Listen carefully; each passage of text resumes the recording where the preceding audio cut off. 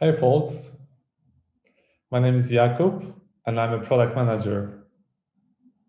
Today I'm going to share with you 6 components of good decision making that I've learned throughout my professional career. For the last 7 years, I've been a product manager, and the last 4.5 I've spent with Atlassian building products like Jira, Confluence, and Bitbucket. Before that, I worked for a startup called SmartRecruiters, building mainly their developer platform. Prior to product management career, I've worked in a bunch of different roles, varying from engineering through consulting to people management roles. And I'm based out of Gdańsk, Poland. It's a beautiful city, just cold in winter, but stunning in summer. So if you have a chance, come and visit. And if you'd like to chat about product management or anything else, feel free to reach out to me. I'll be happy to chat. All right, let's dive into it. What does this number might represent? Let me help you with answering that. It's estimated that an average adult makes about 35,000 remotely conscious decisions every day. Imagine what that number must look like for product managers. Especially that making decisions is one of the key aspects of a PM role. On a daily basis, we have to make decisions like, what should be our go-to-market strategy? What is the next roadmap item that our team needs to pick up? What is the next sprint scope that we should go with? When should we release that feature? And dozens of other decisions that we make daily. Now, think of a place where one can test their decision-making skills in real life. Not sure if you're aware of Monty Hall show or different variations of that have been played in different countries around the world. Basically, it's a TV show where you have a ticking clock. You have 3 doors to choose from. One is winning, and Monty will ask you to choose which one you want to have. And once you make a decision, he will open one of the doors where the Zong sits. And then he will ask again, which door would you like? Do you want to stay with your initial choice or you want to change? However, almost never making decisions happens the way they occur in TV shows like this. In fact, most of the decisions creep up on us, or we never make them. Or when we make them, we never consider all the options possible. Should we close the deal? Should we go to the market to a new market with our best-selling product? Should you prioritize this engineering tech debt over this new shiny feature? There are decisions that we hide behind. We avoid them because of sunk costs and because it's emotionally difficult to consider decisions that we don't want to make. There are the decisions that are worth having our focus and energy on them. These are the decisions where the real opportunity sits. And how to approach making such decisions. There's 6 aspects to consider that I would like to share with you today. In any given moment, for any given issue, we must choose. Choose to address an issue by changing direction or staying on the course. The first thing to look for then is What are the unmade decisions?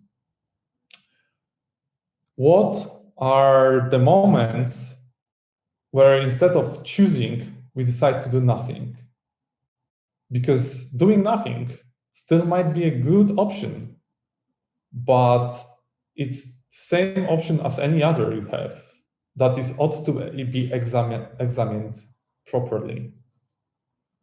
Decision-making is an act, and even when you take no action and do nothing, you make a decision to not decide. Almost all people confuse two things. First, good decisions, and second, good outcomes. Consider the case of Sean. He was taking part in Who Wants to Be a Millionaire show. And he was at the last question.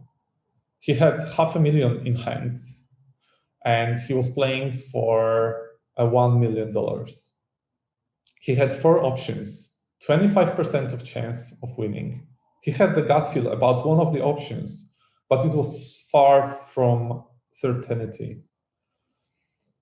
And what he did, he stepped back and cashed out $500,000. And afterwards, he learned that the gut feel about one of the options was right. It was the correct answer. So if he moved forward with the gut feel, he would have won $1 million. But still, he made a good decision. He made a good decision because the expected value of moving forward and playing further was $250,000. And he cashed out $500,000. It means that if he played long enough, multiple times, he would cash out much more money than if he decided to play. It's an example of a decision that was made properly at the right time with the right data, but the outcomes weren't that great. But it's still a good decision, because a good decision isn't about getting lucky later. A good decision is a moment which needs to be thoroughly analyzed of all the data in hand and all the insights available, and the odds need to be judged well, even if you lose. The best way to begin making good decisions then is to separate our attachment to the outcomes from our understanding of the options in front of us. Decisions with high stakes should be just as easy to make as decisions with trivial stakes. If you fall in love with outcomes, if you're holding your breath and willing a certain thing to happen, it's not going to help you make a right decision. Instead, build a narrative as if you are making this decision for someone else. Strip away emotions, get rid of fears and attachment to outcomes, and be really, really clear about what it is for, what this decision is for. Outline a decision you can be proud of, regardless of whether or not the final outcome is what you hoped for. Remember, professional decision makers expect bad luck as often as a good luck. Consider the example of a friend of mine that called me some time ago, and he recently purchased an antivirus subscription software. And he said that he's still getting some viruses. I asked him, hey, what software have you chosen? He tells me, and I'm telling him, hey, oh, okay, this is known for letting through some viruses. And then I told him, hey, you should get this free other option, and this is known for catching more viruses. And then he said, hey, but I can't do that because I just made that purchase and I just need to make a use of this license. And this is an example of a sunk cost. A sunk cost is an investment, a past investment that is holding us back from making our options, for considering our options today. The decision you made yesterday or last month is irrelevant to today's decision. It doesn't matter how difficult the decision was or how much it cost you. It happened yesterday. It wasn't made by you. It was made by the previous version of you. And the result is a gift from old you to new you. You can accept the gift if it's valuable and walk away if it's not. Sunk costs are really hard to wrestle with. It's really hard because you might need to admit that you made a mistake, that you shouldn't have gone to a law school, you shouldn't have got married, or you shouldn't have leased that car. But if you made a mistake or didn't make a mistake, it doesn't change your future. And the future is, do you want to keep paying for that mistake?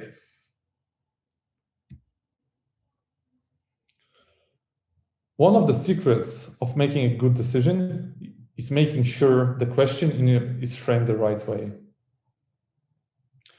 so that the frame around the decision enables us to make good decisions. A famous example is the story of Arco, an American oil company. And Arco was trying to decide what sort of promotion it should use to get more people to use their credit cards. But they decided to unframe the question and ended up killing the entire credit card program instead. Frame is also a very nature of how we are thinking of a question we want to ask. If you're going to a dentist and you want to get your teeth whiter, you're going to make a completely different set of decisions than if your goal was to get rid of pain or avoid pain and get out of there as fast as possible. As we work out through decision making, we need to think really hard about two things. First, what is the frame that was brought probably even by someone else before we got here? And second, what is the problem we are trying to solve? Good decisions are bets. We invest time or money or resources now in exchange of an upside later. We are not sure about what's going to happen, but we have information about the probabilities of various options. And we also have information about the beliefs about what these options are worth. To make a rational decision, one when we are unattached to the outcomes, we begin by outlining the decision as if it affects someone else. We list exhaustively all possible options. Then for each option in hand, we define what is the potential value or outcome or reward. And second, what is the likelihood you will get the reward you wish for? Then calculate expected value. But you might ask, hey, what is an expected value? So I'll give you a quick example that should give you an idea. There's a 1 out of 10 chance that parking here will cost you $50. Park 10 times, and on average, you're gonna pay $5 for parking here.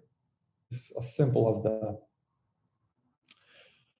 Once you calculate the expected value, make the best decision and choose the highest expected value. So to summarize, decision making is what professionals do. And it's a process, one where we must be unattached to the outcomes, focusing merely on the decision. we make the best decision we can. We roll the dice, we call the future, and we live with what happens. If you're a PM, making decisions is your job. So make them professionally. Strip away the emotion and the fear and the attachment to outcomes, and instead be really clear about what it is for, and outline a decision you can be proud of, regardless of whether or not the final outcome is what you hoped for.